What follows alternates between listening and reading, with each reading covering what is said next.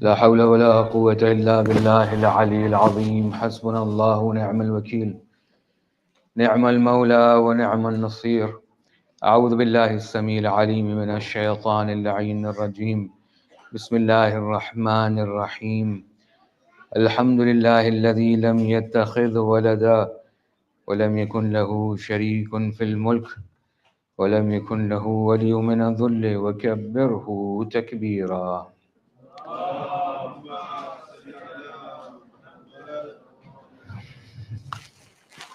ثم الصلاة والسلام والتحية والإكرام على الرسول النبي الأمي الذي أرسله بالحق بشيرا ونذيرا وداعيا إلى الله بإذنه سراجا منيرا، سيدنا ومولانا أبي القاسم المصطفى محمد.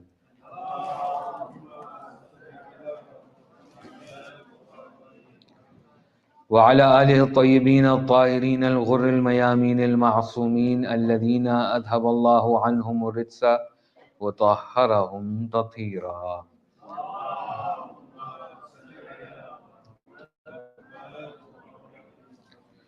أما بعد، فقد قال الله تبارك وتعالى في كتابه المبين وقوله الحق وهو أصدق القائلين. بسم الله الرحمن الرحيم. قل لا أسألكم عليه أجرا إلا المودة في القربى. صدق الله العلي العظيم. Please recite aloud salawat.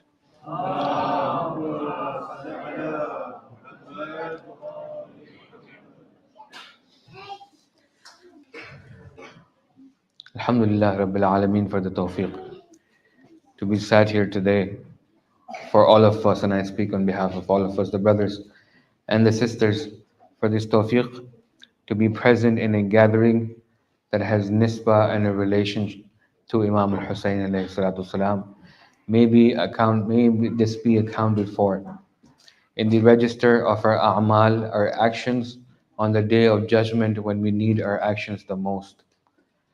That when the world was busy with other things, we sat here and Zahra Salamullah alayha, we spoke of Al-Hussein and we shed a tear on Al-Hussein alayhi salatu salam, because we have this in riwayah and in tradition from Imam al-Sadiq, from Imam al-Baqir, from Imam al-Kadhim, from Imam al-Rada alayhi salatu salam, to the last of our Imams, that whosoever weeps over Imam al-Hussein alayhi salatu salam, the day that the eyes will cry, these eyes won't cry. The day that the hearts are dead, these hearts will be alive. Those that burn with the passion, the fire of passion of the love of Imam al-Hussein, those that sit and they commemorate the memory of Imam al-Hussein alayhi salatu wasalam. Please recite the salawat.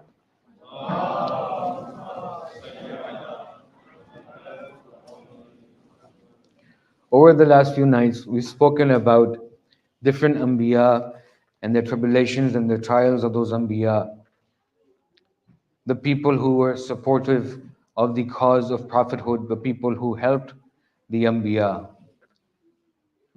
What I would like to speak on today is just because somebody is related to the Nabi does not mean salvation by default. A man can live in the house of the Prophet, a woman. A person can be in the company of the Prophet for many years, but because they have not worked on themselves and their ego has been left unchecked by themselves for a long time, it is easy for them to turn around and default on the contract and the pact that they have with the said Prophet or the authority of Allah subhanahu wa ta'ala. In the Quran, we have examples of the wife of Nuh and the wife of Lut. We have the example of the son of Nuh. These people are related to the Rasul, to the messenger, but this relation is not a cause for salvation. Many people claim Siyada and they believe the Siyada or being Sayyids, just because your Sayyids will protect you, from many things? Yes. Being a Sayyid puts you with more responsibility than other people. Being a Sayyid might put you ahead in the game because of how you've learned through generational knowledge. Many things are ingrained within you, but if you do not act upon that, it is very easy to lose that siyada. And when that siyada is gone, it is very difficult to bring it back. Imam al-Sadiq alayhi salatu salam, please recite a salawat.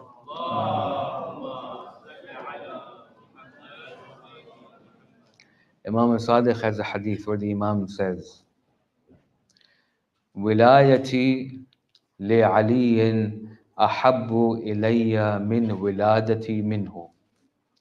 The wilaya I have of Ali ibn Abi Talib, the love I have of Ali ibn Abi Talib, I cherish more than the fact that I'm from the blood and the lineage of Ali ibn Abi Talib.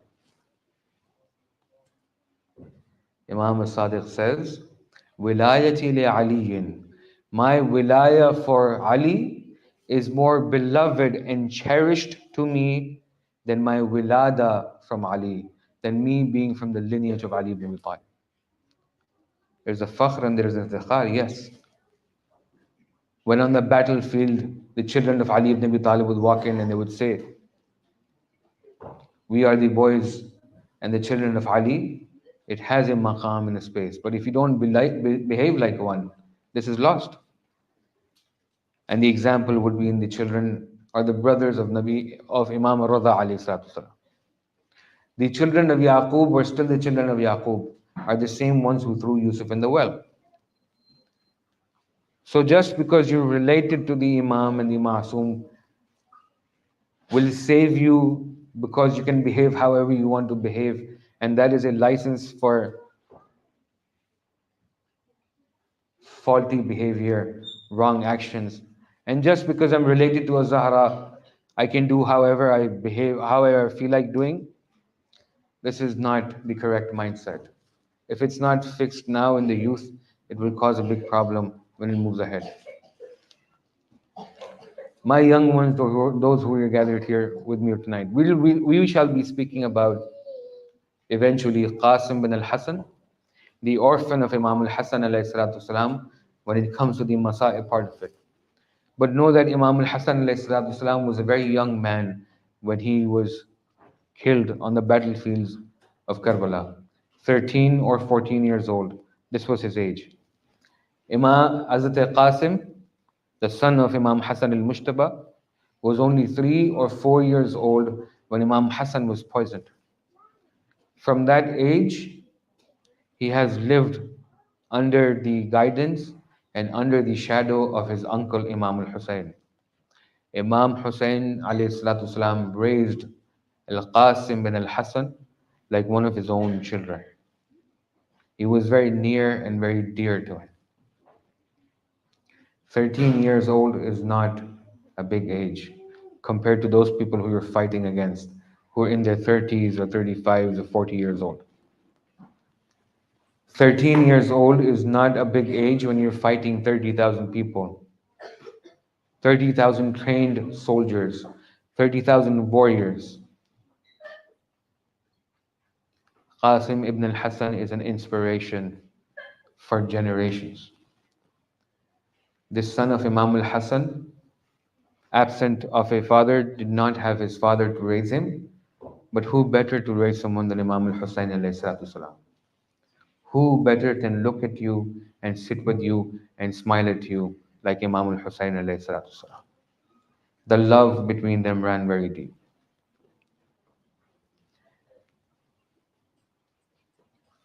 It would be, I feel personally gratitude when I see, Alhamdulillah Rabbil Alameen, all these young people, more in number the girls, mashallah, than the boys here, present right now. But Alhamdulillah Rabbil Alameen for your attendance or your coming, and you're sitting here and you're participating. Many things you might not understand, many things might not make sense to you right now.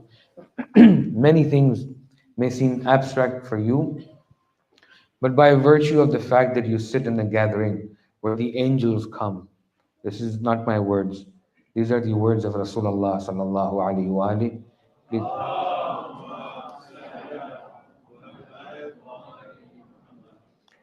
Our beloved and dear Prophet says, when the mention of us, the Ahlul Bayt, is made, the angels come down and they descend and they sit in the company of those who make mention of our names, who remember us and who teach our teachings. Rahimallahu mra'in ahya amrana. Imam Raza says, may Allah have mercy on that person. Or translated otherwise as well, Allah has had mercy on that person who speaks about our amr, who makes alive our amr, who when he's with his friends, he talks and discusses us. When the topic of discussion between and amongst ourselves is Imam Ali. It's a difficult time now, and I understand the challenge. And the reason I speak right now, I understand sometimes it might be difficult for you to relate, but those who've known me for some time know what I intend on doing and I plan on doing is my job is to lay the seed. At least your ears, this one, have heard the word Hussein, Hussein a few times. At least you've heard the comparison that has been made between Imam Hussein and the Anbiya, not out of disrespect, but to understand the station of Al Hussein and how it extends beyond the station of the Anbiya. To understand, it is easy for me to speak on history and give you historical references of why Karbala had to happen. How did Karbala become the way Karbala laid out to be? Why was Imam Hussein forced to go? What was the peace treaty between Imam al-Hassan and Muawiyah la'natullahi alayha? What was supposed to happen, what was promised, and how did Muawiyah default on all of these things?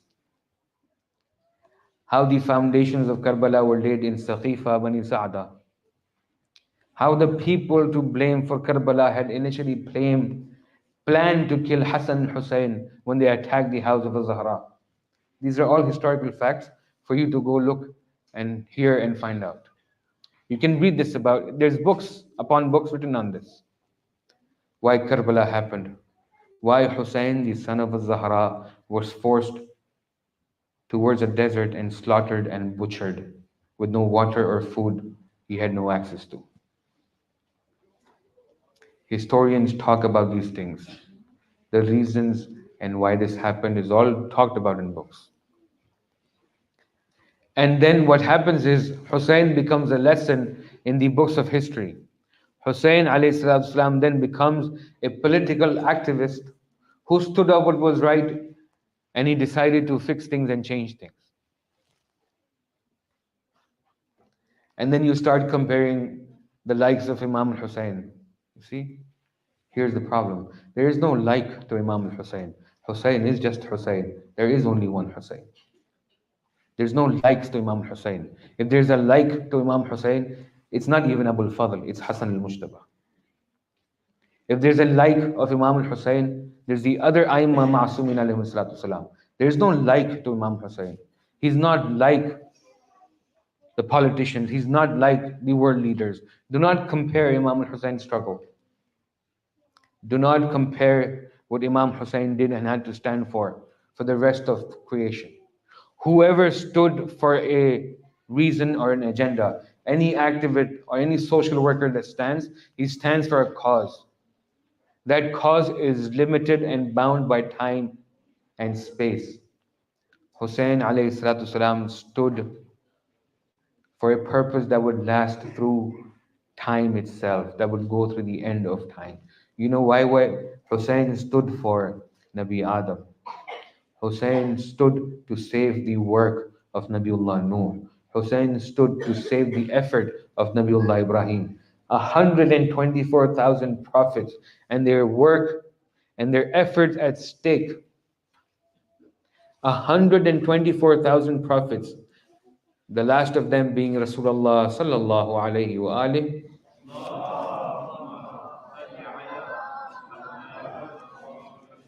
All of their work hanging on a balance, because this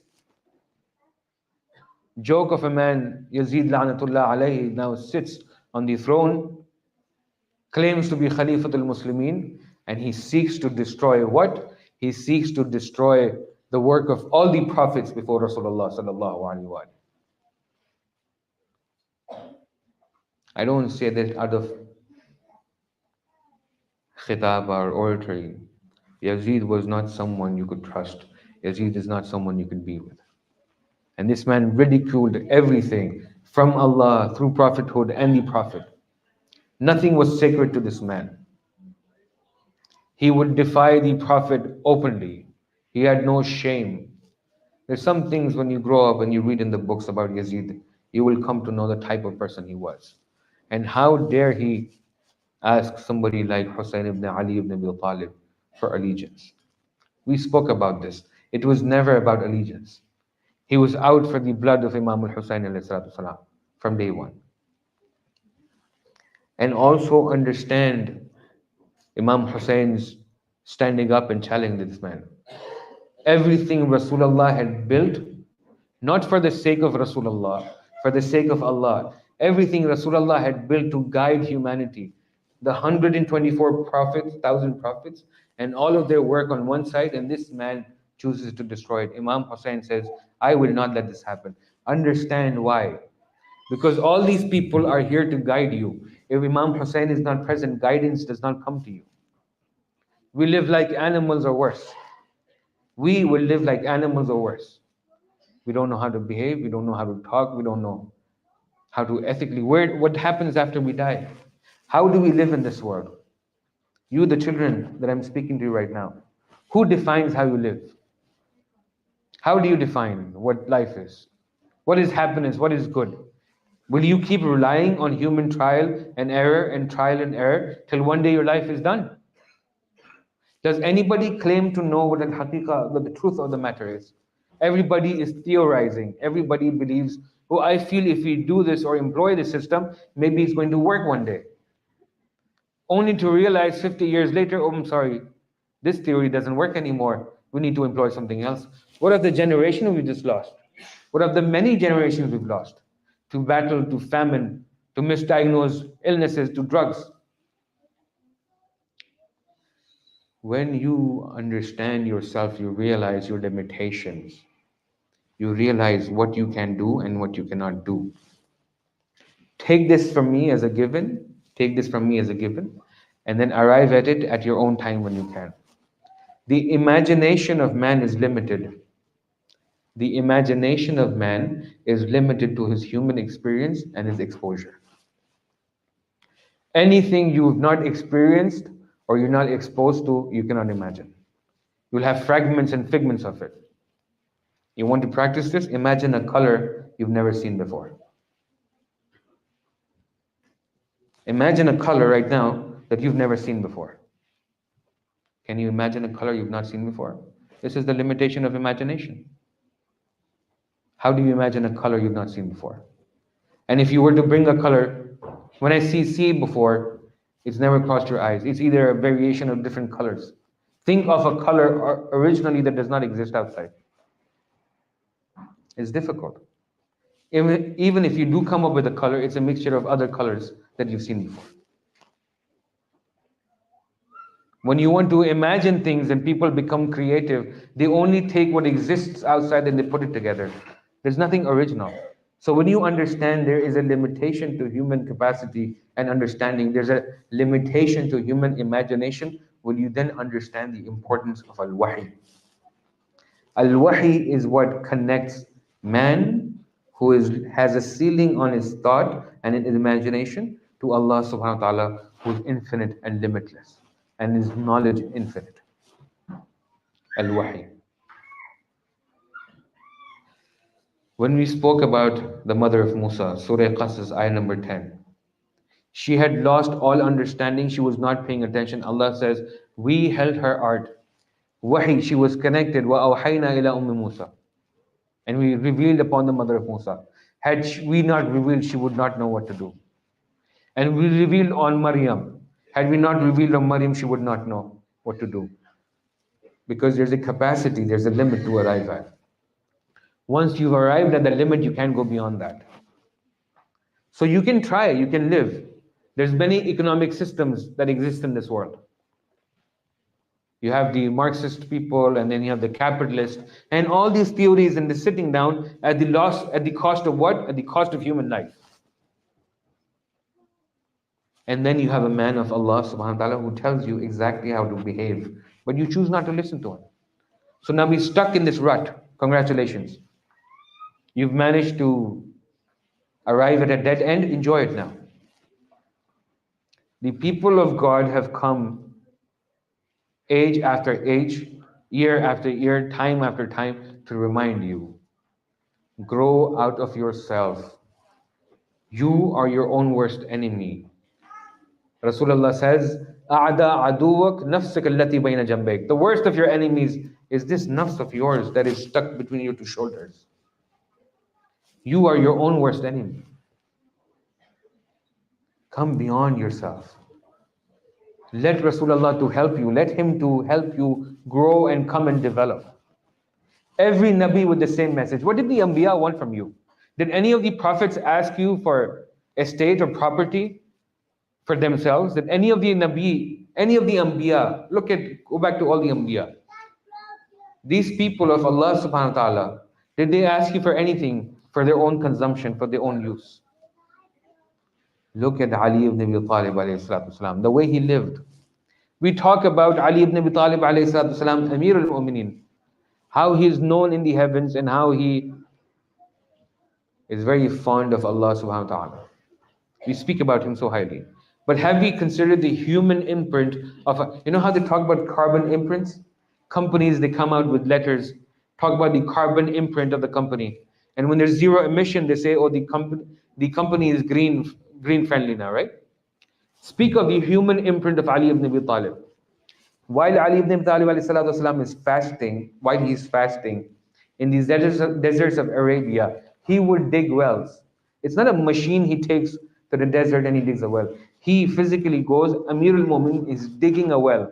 He digs a well, he makes sure the water is there, he irrigates the land around it, and then he gifts it for Allah subhanahu wa ta'ala. He gifts it for Allah subhanahu wa ta'ala. He calls different tribes and he puts their name down on the deed. His hands, Ali alayhi salatu salam's hands are wet and dirty with the dirt of the well he's just dug. And he's signing a contract and he's saying, this well belongs to you. Make sure you feed the people who visit you. And he leaves and he walks away. Who lives like Ali ibn Abi Talib? Of all the people you look up to, anyone who you look up to, who does live like Ali ibn Abi Talib? Forget the spiritual side of Amir al-Mu'mineen. Forget in the sense we won't be able to access it. It's beyond our access. Just the human imprint of Ali ibn Abi Talib. The Amir had announced, oh, those of you who are orphans and do not have anyone to call a father, I, Ali ibn Abi Talib, am the father of those orphans. Ana Abul Aitam. Rasulullah says, Ana wa Aliyun abawa hadhihi al-ummah. Me and Ali ibn Abi Talib, we're the fathers of this nation. So my kids, my boys, and my sisters and my girls, you are the children of Ali ibn Abi Talib. Get to know your spiritual father more. These are not my words. These are the words of Rasulullah. Ana wa Ali abawa hadhihi al-ummah. We are the fathers of this ummah, this nation. Get to know your parent more. Your father has a lot to teach you. Ali ibn Abi Talib has a lot to teach you. Imam al-Hassan has a lot to teach you. Al-Zahra has a lot to teach you. Open yourself up. Unfortunate, alhamdulillah bil alameen, I see the parents here as well with the children. Allah bless those parents who I see frequently come here with the children, sit here with the children. Allah increase their maqam. What you're doing is you're investing in your future, this generation of yours. This much is the mothers that come with the children and the fathers that come with the children. Allah bless you and Allah elevate your maqam and Allah help you in this endeavor. That how you are attached to the Ahlul Bayt, inshallah your children are better attached to the Ahlul Bayt. And they're attached on different levels. There's an emotional attachment to the Ahlul Bayt, there is an intellectual attachment to the Ahlul Bayt, and there's a spiritual attachment to the Ahlul Bayt. Inshallah, they're attached to the Ahlul Bayt on all three levels. It's the effort you put in. And may Allah make it such that your eyes are not dry when you cry for Hussein, nor do the eyes of your children dry out when they cry for Hussein alayhi salatu wasalam. Because it is a command from Allah, from the lisan, from the tongue of Rasulullah, from the tongue of Imam al-Baqir alayhi salatu wasalam. Cry for Hussein. Right now, this is abstract. And it's unfortunate. You find yourself in this land, let's say in the United Kingdom, most of the children here speak one language. Most of the children here speak one language. Imam Hussein is a recent phenomenon compared to Islamic history. A recent phenomenon in the UK. Why do I say? When the immigrants came, they brought the concept of Imam Hussein with them. Yes?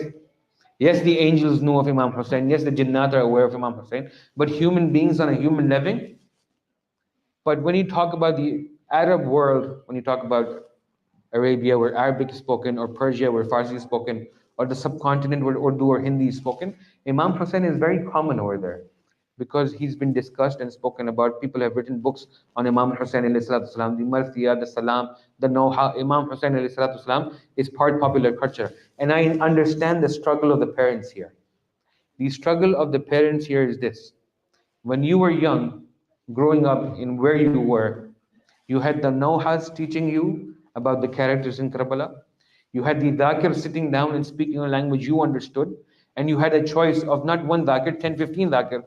If you can't listen to one here, you go to another town or nearby town. You had that option. You had access to books that were written in your language that you understand.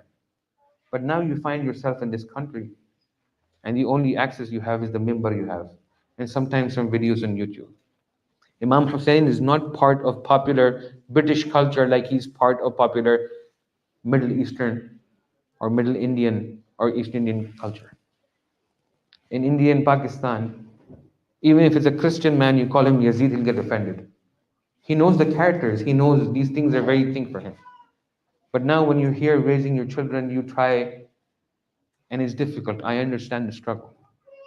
But when there is difficulty, Allah will open and Allah will make an opening and Allah will make it easy. You sincerely strive and you sincerely do your effort. When you sincerely tried, Allah marks the sincerity and Allah knows how to make this come fruitful. Do not be despair. Do not have despair. Do not lose hope. Keep doing what you know to do best. Try your best. Communicate with your child. Speak with your child. Understand his needs. And then work with those. Instilling the love of the Ahlul Bayt alayhi salatu wasalam.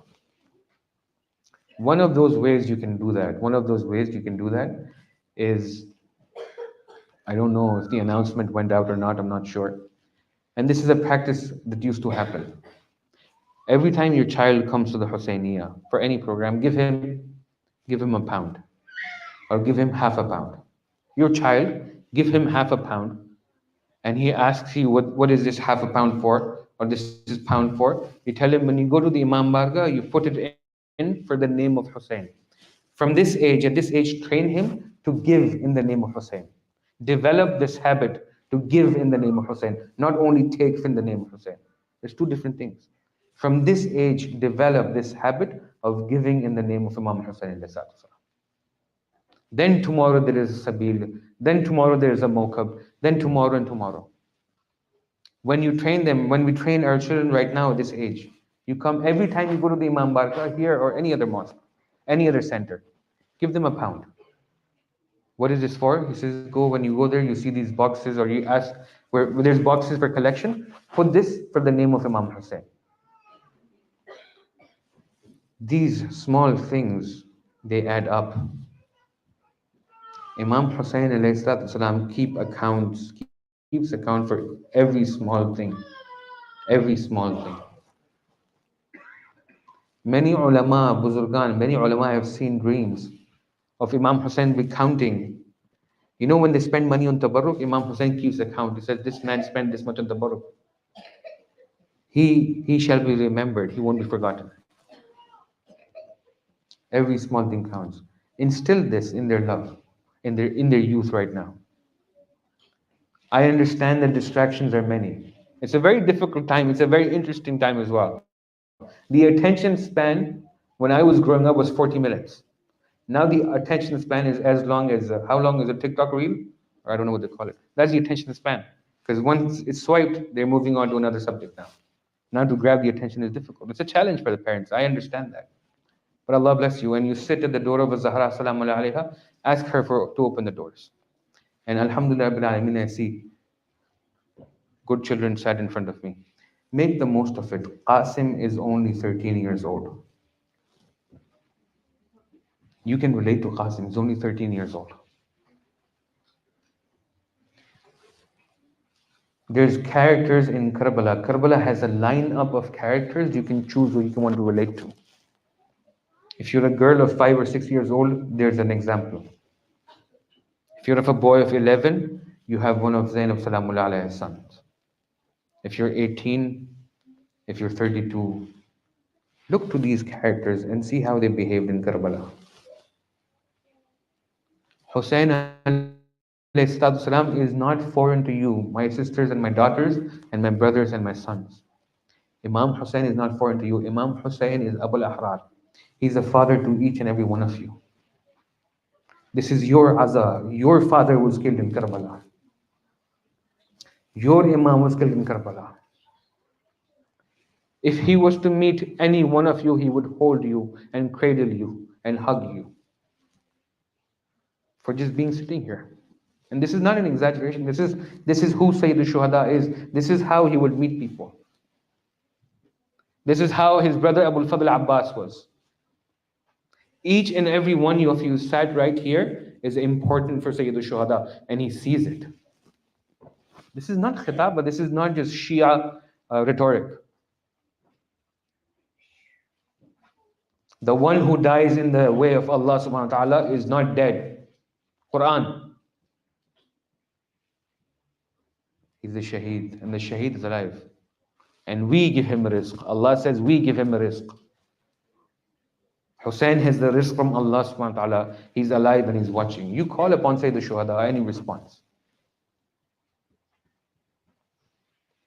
You know the hukum shar'i, right? You know the jurisprudential ruling. When you say salam to someone, it is wajib for them to respond to the salam. If I was to say salam to someone, it is wajib for them to respond. Who taught you this? Your parents taught you this. Very good. They were taught by the Imam alayhi salam. No, if you know that Imam al-Hussein is alive, and you look towards Karbala and you say, Assalamu alayka, ya imami, peace be upon you, my Imam, O Abu Abdullah. You think he's not responding? Do you really think he's not responding? You think he's not answering? No. Grow more, learn more about Imam al-Hussein alayhi salam. He's your Hussein. He's your Imam.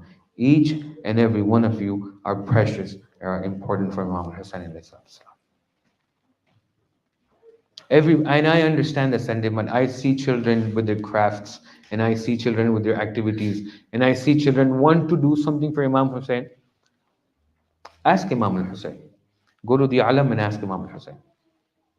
Go to Karbala, ask your parents, go to Karbala and child. Each and every one of you is valued and cherished and important for Imam al-Hussein. Because when the elders turned away, and Imam Ali alayhi salatu wasalam was on his deathbed in Kufa, it was the little children who lined up with bowls of milk.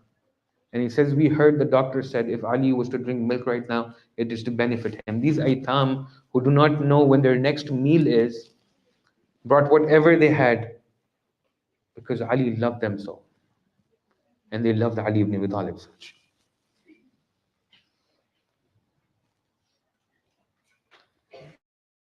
This is not a ritual, cultural thing. The world is out. Your friends, your classmates right now, they're outside doing whatever they want to do right now. Football, watching TV. Those of you chose to sit here, are sat here for a reason. You're here. Make the most of this time. Try and connect with Imam al-Hussein alayhi salatu. How? Think of Imam al-Hussein. It's not difficult, especially for the young ones who have not sinned, whose hearts are pure. Call upon Sayyid al-Shuhada alayhi salatu. When you fall, say Ya Hussein. When you get hurt, say Ya Hussein. When you need help, say Ya Ali. Call upon them. And when you hear of the painful stories of the things that happened to Imam Hussein alayhi salatu salam, if you can't cry, make a solemn face, make a serious face. Because you want to get to that point. Crying for Imam Hussein is ibadah. It's an act of worship. It takes you close to Allah subhanahu wa ta'ala. It cleanses your heart, how Surah Al-Yasin cleanses your heart. Crying for Abu Abdullah alayhi salatu salam gives you proximity to Az-Zahra salamullahi alayha. Sometimes these little actions, they mean a lot. And wallahi, Imam al-Hussein, they're the family of karam. Imam al-Hussein, they're the family of giving. They won't forget what you've done for them. They'll never forget. Ask your elders, ask them to tell you stories and narrate stories of those people who've done things for Imam al-Hussein and what they've experienced from Imam Hussein in their lives. There's many stories. You that are Shia, you that are the lovers of Imam Hussein, you that the lovers who lament and who beat their chest and do matam for Imam Hussein 1400 years after Imam Hussein's passing, this did not come to you easy. There's generations of sacrifices in your lineage, in your ancestry. Your ancestors have given blood and shed tears, and they've been targeted and killed for the love of Imam Hussein. At least respect the legacy that exists from before you. Understand it, identify with it, it's fine. If you don't know it, it's fine. Turn around and look to it. See what are you missing. See what does Imam Hussein have to give you. The idea is to get to Allah subhanahu wa ta'ala and live as free men. Do not be slaves to a system. Do not be slaves to an authority. Allah has created you free. Allah has made you free. You have a voice. You have a presence. Announce your presence. Acknowledge your voice. Let it be known you are here and you're present. And who gave you this gift of liberty and emancipation? When they ask you, how and why are you so brave? Tell them, because Hussein. Because Hussein alayhi salam. Hussein the fearless. Hussein our master alayhi salam. 30,000 swords turned against Hussein alayhi salam. 30,000 swords turned against Imam Hussein alayhi salam. 30,000 soldiers ready to kill. How many people? How many people are present with Imam Hussein in Karbala? What is the number of shuhada in Karbala? 72. 72 people fighting how many? 30,000 people. 30,000 trained soldiers from all over West Arabia, the Levant, the Sham, Lebanon, and all these places. Now, warriors to come who? For Hussein alayhi salatu salam. They know death is imminent. They know death is imminent. The people sitting with Imam Hussein know tomorrow morning, al-yawm al-malhama, tomorrow is the day when we shall get butchered. 30,000 people will come and they'll steamroll us and we're done. They'll finish. They're out to kill us and they will kill us. My question here is this. Why are the people who are with Imam Hussein with Imam Hussein? Reflect upon this. Those people, first, why are you sat here? Second, why are those people who sat with Imam Hussein sat with Imam Hussein? For thawab. Do you think they sit with Imam Hussein because they'll get thawab? This is beyond thawab. This is beyond reward and punishment. Imam Hussein announced, he said, tomorrow they will kill us and butcher us. Those who you want to leave, they leave. Whoever wants to leave should leave tomorrow. Or that they can leave tonight. Leave, go. Nobody moved. Imam says, I remove my bay'ah from your necks. Go. You're free. Be free. Leave. They did not leave. He said, if you're embarrassed to leave, let me put out these candles and these flames and these lanterns. Let me put out the lights, let it to be dark. So you don't have to look at me and you don't have to be embarrassed. Tomorrow, do not worry about it. Go, leave. I, Hussein, will give you permission. Go, leave. They did not leave. Here comes the, here comes the, what I would call the punchline. Imam says, if Jannah is what you want, I, Hussein, promise you Jannah, leave. Tell me the 72 were, now tell me the 72 were there because of sawab, because of Jannah. No. They were with Hussein because it was the right thing to do. Because this is the son of Zahra salamullah alayha and the son of Ali. They were not there for Jannah. They were not there because they're afraid if they leave they'll go to Jahannam. They're there for love. Hussein has promised them Jannah. Even if they leave, Hussein says, I guarantee you Jannah. If you're afraid to go to the hellfire, I guarantee you have Jannah, leave. Now you understand. This is not about profit or loss. This is about love. This is about Hussein. These people are lovers. And they love Hussein. And they love Hussein a lot. They love him immensely and intensely. They realize no one. They know nobody. The love of Musa and his mother shies in comparison to the love. Because there, both of them wanted each other to live. Here, they're ready to die for Hussein alayhi salatu wasalam. When we talk about the eldest, there's different ages. People of all age, they sit there surrounding Hussein alayhi salatu wasalam on that night, looking at his beautiful face. Hussein the merciful, Hussein the brave, Hussein the loving, Hussein our master, Hussein our leader. Tomorrow, this face Rasulullah used to kiss will be in the sand and the dust of Karbala. Tomorrow, this body that Rasulullah would hold would be trampled by horses. They know this and they sit surrounding Hussein, trying and wondering what can we do? What can become? How do we behave? How do we save Al Hussein?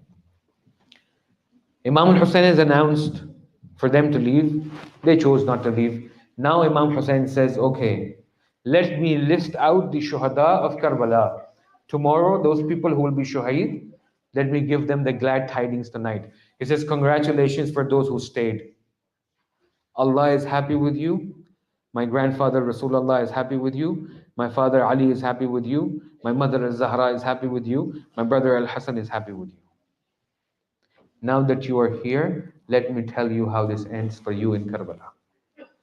And he starts naming the shuhada. He says, Habib, this is your end.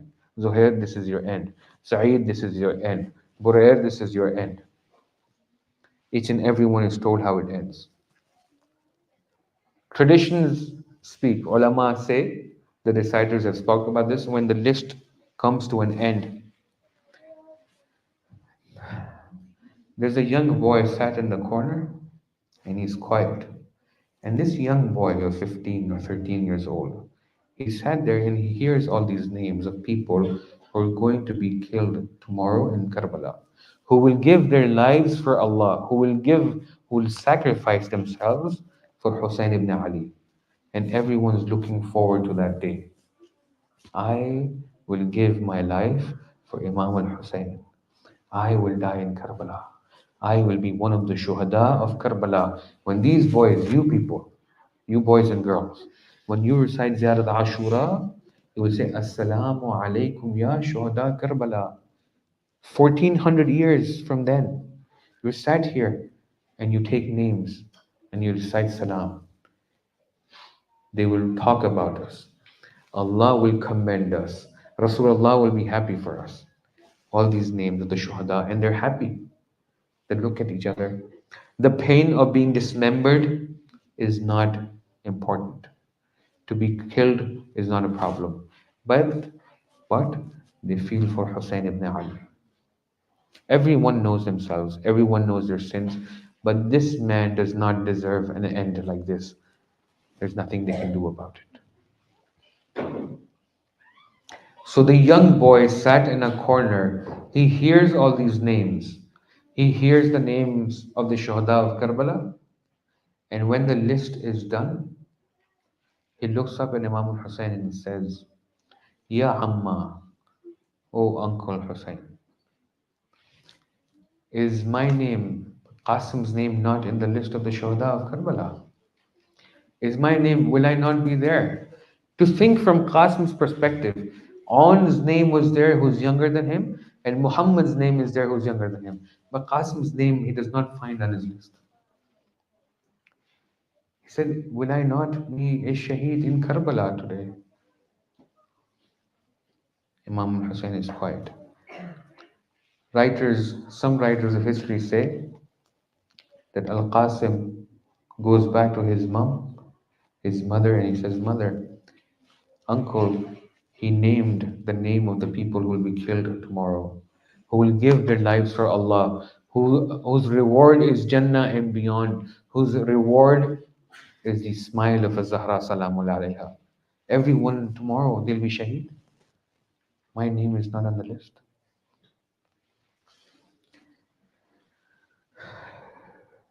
Here, Qasim is reminded by the mother. He says, You have a letter from your father. Why do you not take the letter and you give it to Al Hussein? Give it to your uncle. Let him to read that letter. Hazrat Qasim takes that letter and he gives it to Imam Al Hussein. Qasim does not know the content of the letter. Imam Hussein takes the letter and he unrolls and he opens it, only to recognize his brother's handwriting. The Imam must have kissed it because this is Hassan al Mujtaba, his brother's handwriting. And he reads, he says, Remember Hussein when I said, La yawma ka yawmika ya Hab Abdullah? No day is like your day, O Abu Abdullah.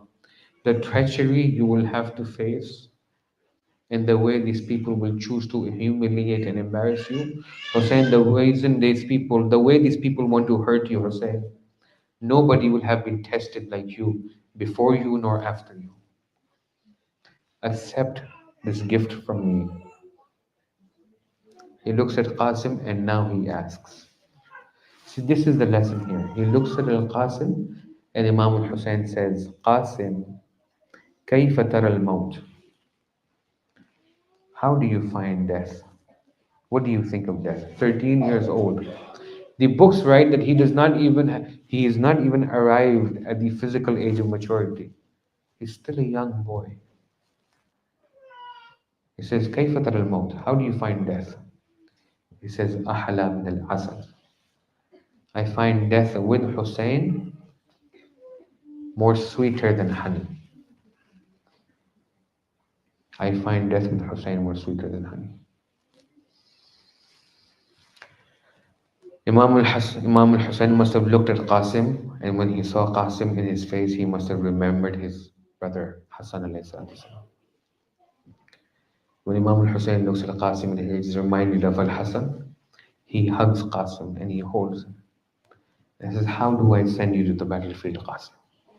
Do you understand the test of Imam al-Hussein? To lose one loved one is difficult. To lose 72 loved ones in one day, to have lifted 72 janazas on his own in one day is no easy task. And that too for a child he's raised himself, Qasim al-Hassan. He hugs Qasim and he prepares Qasim for the battlefield. He takes Qasim to the battlefield and he puts him on a horse and he looks at him and he says, Every time I see you, Qasim, I am reminded of Hassan. It's not me sending Qasim to the battlefield. It is Hassan al-Mujtaba going to the battlefield. It's Hassan al-Mujtaba going to the battlefield. This young boy of 13 years old, the son of Hassan al-Mujtaba, Fatih al-Jamal. People think Imam Hassan was timid. La'natullah alayhi. People think he would not fight. Go to Jungle Jamal. Go back and refer to Jang Jamal, the Battle of Jamal, and look at how Imam Hassan would fight. There came a point when Imam Hassan would fight where Imam Hussein and Hazrat Abbas would stand there and just watch in amazement at how brave Hassan al-Mujtaba was. We don't know who Hassan Mujtaba was. Qasim, the son of Hassan, rides towards the enemies. A boy of 13 towards an army of 30,000 people. He pulled his sword out, and the desert sun reflects on his sword, and he darts towards the enemy lines, one person after the other. And he is reciting his rajas. He's like, those who do not know me, for I am Qasim, the son of Hassan. I am here to defend against my uncle and his deen. For as long as Qasim is alive, no harm shall befall my uncle. You take me before you take my uncle. He recites his rajas and he fights. And he killed many people and they sent them to hell, where they shall be forever.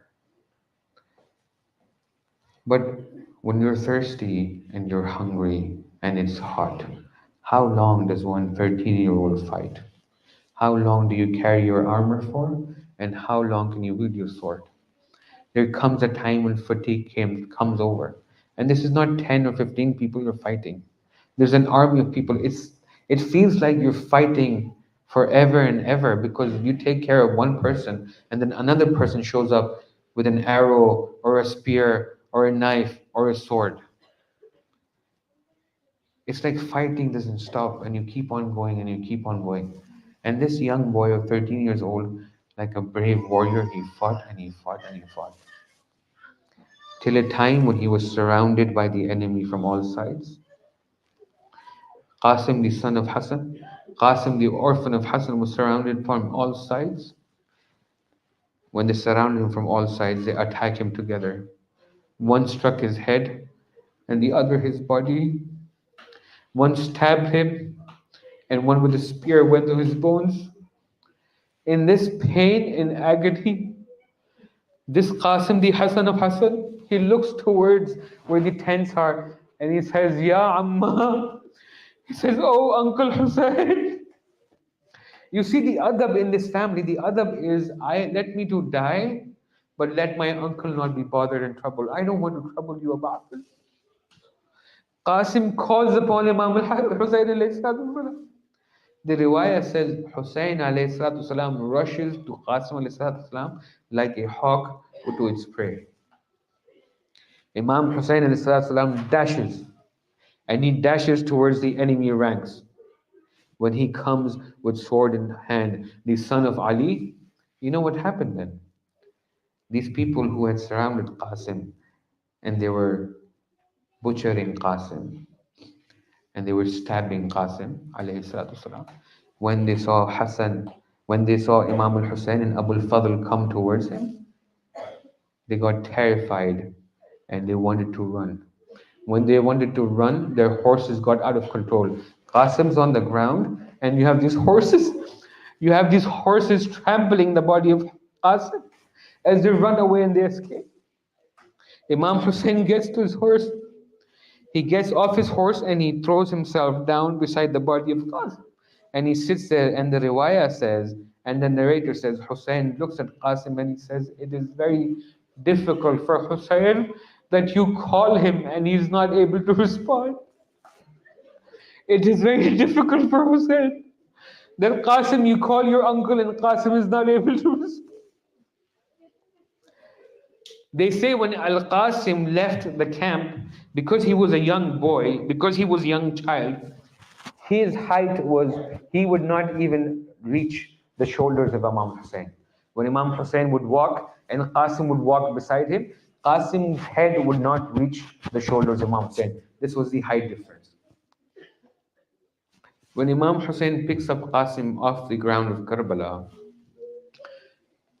because his body was trampled and crushed under the hoofs of this many horses, when Imam Hussein picks him up and he puts his face against his face and he puts his chest against his chest, the riwayah says Hussein stands tall, but Qasim's feet are dragging. Qasim's feet are dragging on the plains of Karbala. Qasim's feet are dragging on the plains of Karbala. Will you listen? Jazakumullah khair al jaza. May Allah bless you for your tears and your cries. Will you listen to them? Narrators say Imam Hussein had to collect pieces of Qasim from the plains of Karbala like a gardener would collect flowers from a bed of roses. سيعلم الذين ظلموا أي منقلب ينقلبون إنا لله وإنا إليه راجعون رضا بقضائه وتسليما لأمره ماتم يا حسين يا حسين يا حسين